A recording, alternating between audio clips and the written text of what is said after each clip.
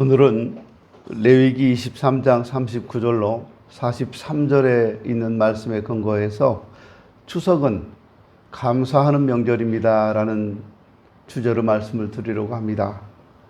추석 명절은 한가위라는 이름으로도 사용합니다. 한가위. 한이란 말은, 한가위에서 한이란 말은 크다는 거예요. 가장 큰 것을 한이라고 해요. 그래서 우리가 한없이 큰 이런 말도 하죠. 한도 끝도 없다 이런 말을 쓰잖아요. 한은 가장 큰 것을 얘기할 때 한이라고 해요. 가위는 즐거움이에요. 그러니까 한가위는 가장 큰 즐거움이라는 뜻이 있습니다. 다시 말하면 추석 명절은 1년 중에서 가장 즐거운 명절이라는 겁니다. 우리 조상 때부터 지켜온 우리 고유의 명절은 음력 정월 초하루 설날, 그리고 5월 5일 단오, 8월 보름, 한가위, 이렇게 우리나라 3대 명절인데요. 이 세 명절 중에서 가장 큰 명절이 바로 한가위입니다. 추석 명절이 1년 중에 가장 큰 명절로 지키면서 기뻐하고 즐거워했던 이유는요, 우선 기후가 좋아요. 춥지도 않고 덥지도 않은 그런 좋은 계절입니다. 하늘도 맑고 청명하고 좋은 날씨가 계속되는 가을에 있습니다. 그래서 좋습니다. 또 하나는 햇곡식과 햇과일이 풍성해서 햅쌀로 밥을 짓고 떡을 만들어 먹고 온 가족, 일가 친척들이 함께 모여서 조상들의 은공에 감사하면서 제사를 드리고 즐거워했기 때문에 큰 명절이 되었습니다. 지금은 상황이 많이 달라졌습니다만 그 옛날 우리 조상들이 대부분 농사를 지었을 때, 우리나라가 농경사회였을 때는요, 그 춘궁기라는 게 있었어요. 춘궁, 봄춘자죠. 봄에 궁한 시기. 그러니까 곡식이 없어서 봄에 궁한 시기가 있어요. 그때는 다들 어려웠어요. 그리고 진짜 보리가 수확될 때 그 시즌이 되면 진짜 어려웠어요. 이걸 보릿고기라고 했어요. 춘궁기와 보릿고개를 넘기기가 대단히 힘들었고, 여름 한철에는요 먹을 게 없어서 농사를 지으러 나가서 일은 해야 되는데 먹을 게 없어요. 그래서 대부분 다 부잣집에 가서 쌀을 빌려오거나 곡식을 빌려오거나, 그리고 가을에 2배로 갚았어요. 그렇게 살았어요. 그러다가 추석이 되면 햇곡식과 햇과일이 풍성해져서 허기졌던 배를 채울 수 있었기 때문에 즐거웠고, 이제 겨울 한겨울을 알 수 있는 곡식이 있으니까 기쁘지 않을 수가 없잖아요.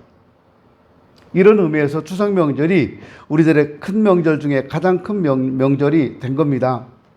이처럼 우리 추석 명절과 같은 명절이 다른 나라에도 있는데요. 미국 같은 경우에는 추수감사절이라고 하는 명절이 있습니다.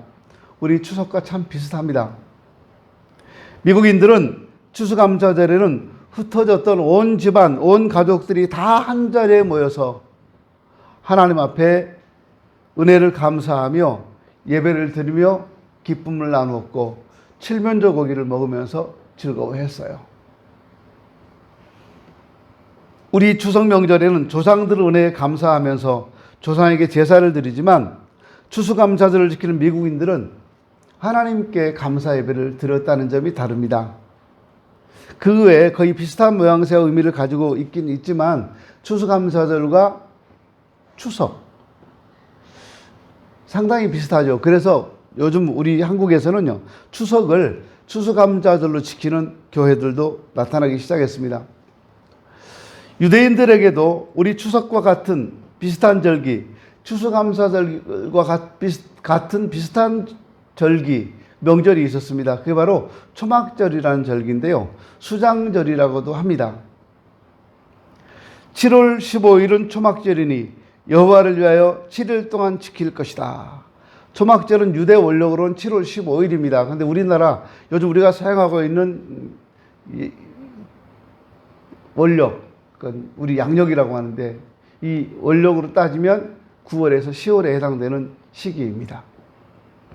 유대인의 3대 절기가 유월절, 맥추절, 초막절인데 유월절은 무교절이라고도 하고 맥주절은 오순절이라고도 하고 칠칠절이라고도 합니다. 초막절은 수장절이라고도 하고 장막절이라고도 합니다. 이렇게 6월절과 오순절은 봄과 여름에 있어요. 근데 초막절은 가을에 있습니다. 포도, 무화과 이런 과일들을 추수하는 가을의 수확기에 있는 절기가 바로 수장절입니다. 초막절이라고도 하죠. 그래서 한 해 마지막으로 지키는 이 수장절, 초막절을 유대인들은 기뻐했어요. 추수해서 과일을, 곡식을 추수해서 저장하고 쌓아놓고 이제 한겨울을 알 수 있으니까 그래서 좋아했습니다. 이토록 유대인들의 초막절은 우리 추석 명절처럼 가을철에 지키고 오곡백과를 거두어 들인 후에 풍성한 계절에 지키는 절기라는 점이 비슷합니다. 혹 여러분 우리 오곡백과, 근데 오곡이 뭔지 아세요? 오곡. 제가 이 오곡을 잘 외웠었는데 오곡 아시는 분? 선물 드립니다. 쌀, 보리, 조, 콩, 그리고 기장, 요 5가지입니다. 이게 오곡입니다. 쌀, 보리, 조, 콩, 기장. 박유한 씨, 기장이 혹시 뭔지 아세요? 기장은 멸치 나는 저기 부산 옆에 있는 항구 이름이 기장이에요. 기장 항구가 있는데 거기 미역도 좋고 그래요. 그런 거 말고 기장은요, 그 밭에서 나는 그 쌀같이 생긴 거예요. 벼같이. 이게 오곡이에요. 우리 유대인들이 지키는 초막절이나 미국인들이 지키는 추수감사절이나 우리 한가위 추석 명절이 가지고 있는 공통점이 몇 가지가 있는데 그 중에는요, 이 공통점 첫째는 이 명절에는 기쁨이 있고 즐거움이 있다는 겁니다. 두 번째는 감사가 있어요. 세 번째는 함께 모인다는 겁니다. 그 네 번째는 제사를 드린다는 겁니다. 이게 공통점입니다. 명절은 바로 축제이며 축제에는 즐거움과 기쁨이 있습니다. 그러므로 온 민족의 축제인 추석 명절은 우리가 함께 기뻐하고 즐거워하는 우리 백성들의 정서에 맞게 기뻐하고 즐거워하면서 보내야 되는데 이번 추석에는 좀 그렇지 못한 분들도 많죠.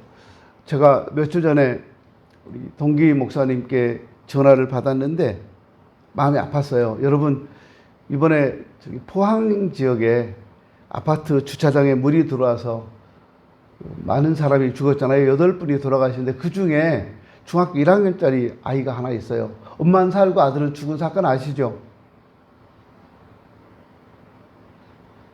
이 아들이 엄마 껌딱지였답니다. 엄마를 너무 좋아해서 엄마 가는 데마다 따라다니는데 방송이 나왔대요. 지하주차장에 있는 차를 빨리 이동시키라는 방송이 나와서 엄마가 지하주차장에 있는 차를 가지러 이동시키기 위해서 지금 주차장 들어가는데 아들이 막 따라왔어요. 엄마 같이 가자고.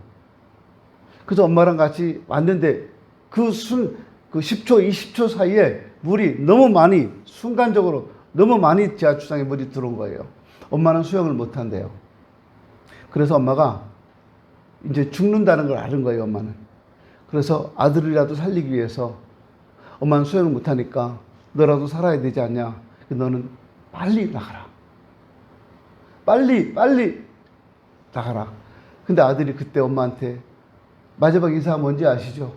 어머니 그동안 잘 키워주셔서 감사합니다. 그렇게 인사를 하고 아들이 나갔는데 아들은 죽었고 엄마는 차 안에 있다가 물이 차오르니까 같이 와서 그 위에 이거 뭡니까? 배관을 붙잡고 살아났더라고요. 근데 그 모자가 제 동기 목사님 교회 성도예요. 근데 우리 말씀드린 동기 목사님 교회 성도들이 8명 중에 절반 이상이 그 교회 성도래요. 그렇다고 저한테 그래요. 목사님 위로 전화 한번 부탁드립니다. 꼭 위로해 주십시오. 그 목사님이 지금 시리에 빠져 있습니다. 성도들이 돌아가신 분도 많고 또 재산상 피해를 입은 분도 되게 많답니다. 근데 공교롭게도 그 교회가 새로 건축을 해서 교회는 언덕 위에 잘 지어놨답니다. 교회는 피해가 없었는데 성도들이 많이 피해를 입어서 위로가 필요하다는 거예요. 그 말을 들으면서 되게 마음이 아팠어요. 그동안 저를 잘 키워주셔서 감사합니다 라는 아들의 인사가 마지막이 됐잖아요.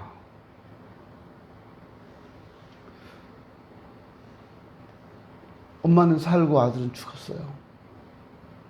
그 엄마가 얼마나 마음 아팠을까요? 근데 더 놀라운 거는요, 엄마는 지금 아들이 죽은 걸 모른대요.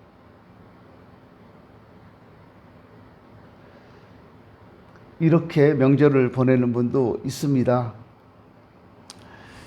거기다가 추석 명절이 되면, 또 명절이 되면 기쁨보다 걱정과 또 염려로 우울하게 보내는 성도들도 많습니다. 특별히 한 집안의 종갓집 며느리가 되신 분들은 조상들에게 제사를 지내야 되는데, 조상에게 제사하는 것은 우상숭배라고 교회에서 가르침을 받았는데, 그래서 마음 무겁게 제사상을 준비하고 명절을 보내요. 여기에 우리 가정복음화의 선교적 과제가 있는 겁니다. 아직도 예수를 안 믿고 제사 지내는 가정들이 있어요. 차례라고는 말로 해서 미화시켰는데 제사입니다. 차례상을 차린다, 제사상 차린다는 거예요. 차례를 드린다, 제사 지낸다는 거예요. 차례상을 차리고 하는 거, 그거 우상숭배인 줄 알고 준비하면서 마음이 무거운 거예요. 그렇게 하지 않으려면 어떻게 해야 돼요? 가족을 전도하면 되잖아요. 우리 가족을 구원해야 되는 가정복음화의 선교적 과제라고 말할 수 있습니다. 사실 이 문제는 예수 잘 믿는 그런 종갓집 며느리만 안고 있는 문제는 아니고요. 아직도 우리에게는 이런 문제가 참 많아요. 명절이 되면 교회를 올 수 없는 상황을 많이 만들어요. 믿지 않은 가족들이 있으면. 생각해 보십시오. 우리 기독교가 수백 년 동안 이 땅에 뿌리를 내리고 있는 유교 전통 문화를 어떻게 극복하고 새로운 기독교 문화를 이 땅에 창출해야 될 것인가 한번 생각해 보십시오. 이게 쉬운 일이 아니에요. 수백 년 동안 유교 문화가 토착화되어 있어요. 이게 진리인 줄 알아요.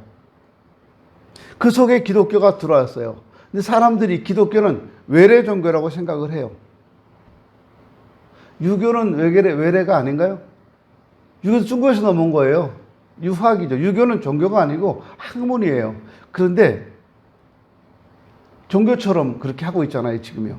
제사를 지내면서 종교화 됐어요. 그게 우리 정서적으로요, 너무 오랫동안 그렇게 굳어져 왔기 때문에 그런가 보다 해요. 조금 더 거부감이 없이 조상에게 차례를 지내고 하는 거예요. 거부감이 없어요. 근데 기독교는 유럽에서 왔다는 거예요. 그래서 조상도 모르는, 예의범절도 모르는 그런 사람들이 되어가고 있어요. 근데 우리가 예의범절을 모릅니까? 조상을 모릅니까? 아니잖아요. 성경은 계속해서 효도하라고 가르치고 있어요. 유교는 죽은 조상에게 제사하는 그런 종교라면 기독교는 살아있는 부모님에게 공경하라고 가르치고 있어요. 근데 이 문화를 어떻게 극복해 나갈 수 있냐는 거예요. 이게 우리의 선교적 과제입니다. 우리 기독교 정체성을 유지하면서 우리 문화 전통을 긍정하고 수용할 수 있는 길은 무엇인가 한번 생각해 보십시오. 지금 당장 우리들에게 현실적인 문제로 대두되는 것이 바로 제사 문제입니다. 그래서 어떤 종교에서는 제사를 공인하기도 해요. 천주교에서는 제사를 인정해요. 묵인하기도 합니다. 그러나 우리 교단은 제사를 우상숭배로 금지하고 있습니다. 우리가 분명한 사실이 하나 있는데, 우리 조상들이 종교적인 관계에서 예배의 대상이 되어서는 안 된다는 겁니다. 아무리 위대하고 훌륭한 조상이라 할지라도 우리의 예배의 대상이 될 수는 없는 거예요. 우리가 드리는 예배의 대상은 오직 하나님 한 분뿐입니다. 또 하나, 우리 조상들은 이 수평적인 관계에서요, 한 가문의 어른으로서 존경받으실 분들이고요, 우리를 위해서 수고하고 노력하시고 헌신하셨다는 점에서 존경을 받아 마땅합니다. 또 그분들이 남겨놓은 유산에 대해서 우리는 그분들을 존경하고 받들고 해야 되는 것은 맞아요. 그러나 조상은 숭배의 대상은 아닙니다. 그래서 우리 기독교 가정에서는 이미 오래전부터 조상들에게 제사를 지내지 않고 가족들이 함께 모여서 하나님께 예배드리며 조상들의 정신과 유업을 회상하며 그걸 기리고 형제 간에 가족 간에 우애를 다짐하며 명절을 보내고 있습니다. 오늘날 같이 핵가족이 되어가고 가족 공동체가 붕괴되어가고 있는 이 시점에서 설날이나 추석 같은 이런 명절은요, 가족 공동체를 형성하는 데 있어서 대단히 중요한 명절이라고 할 수 있습니다. 하나는 가족 관계를 형성하는 명절이 되도록 추석 명절을 우선 가족 공동체를 가족들끼리 형제들끼리 관계가 잘 형성되도록 노력해야 합니다. 거기서 나, 너 막 따지고 내가 일을 더 많이 하고 너는 일을 조금 하고 거기서 불만이 생기고 그래서는 안 되는 거예요. 흩어졌던 가족들이 모처럼 함께 모여서 힘겨웠던 삶을 이야기하고 서로 위로하고 우위를 돈독히 하고 보살펴주고 대화를 통해서 오해를 풀고 우리 그렇게 하는 것이 진짜 명절 아닐까요? 그래서 명절이 한가위 가장 큰 기쁨이 있는 명절을 만들어야 한다는 겁니다. 쌓여있던 것들이 많잖아요. 가족 간의 가슴에. 그거 명절에 다 풀어버려야 돼요. 어른들을 찾아 인사도 드리고 우리 가문의 전통도 세워가고 조상들의 유업이나 정신을 기리는 일을 할 수 있는 좋은 만남의 기회가 바로 명절이 되어줘야 합니다. 또 하나 하나님과 올바른 관계를 맺어가는 명절이 되어야 합니다. 아름다운 가족 공동체는 우선 마음이 하나 되어야 되잖아요. 신앙적으로 하나가 되어야 합니다. 온 집안 식구들이 한 가지로 한 마음으로 신앙생활을 할 수 있어야 돼요. 우리 조상들이 예배의 대상이 아니라 하나님만 예배의 대상이라는 걸 온 가족이 알고 그리고 우리 가정 중심에 하나님이 계셔야 합니다. 계시게 해야 됩니다. 하나님만이 우리 가족을 통해서 영광을 받으셔야 하고요. 하나님만이 중심이 되는 가족 공동체를 형성해 나갈 수 있도록 노력해야 하는 것이 우리들의 사명입니다. 이게 바로 우리의 가정을 향한, 우리의 가족을 향한, 믿지 않는 가족들을 향한 선교적 과제가 아니겠습니까? 그냥 잘 먹고 잘 살고 송편 먹고 누구네 집 만든 게 맛있어, 사온 게 맛있다, 이렇게 얘기하지 마시고요. 예수 잘 믿는 가정 되도록 서로 보이지 않게 기도하고 격려해주고 그래야 되지 않겠어요?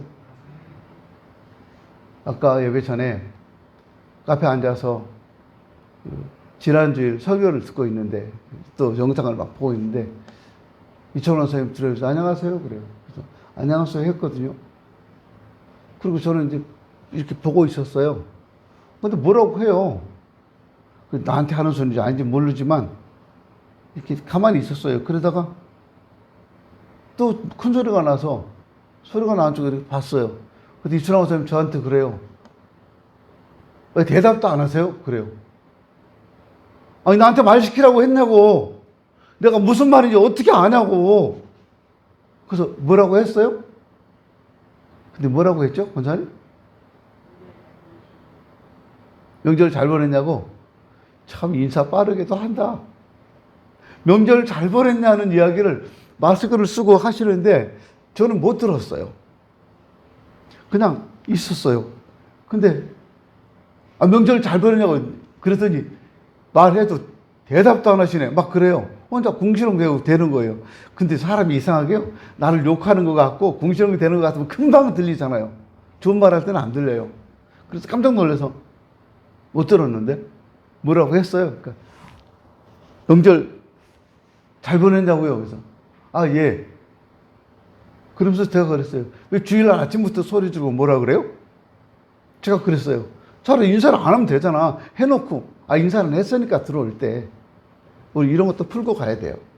명절이니까. 못 들을 수 있어요. 오늘 못 듣는 게 많았어요. 그것만이 아니에요. 그 뒤로도 오늘 카페에서 되게 여러 가지를 못 들었어요, 제가요.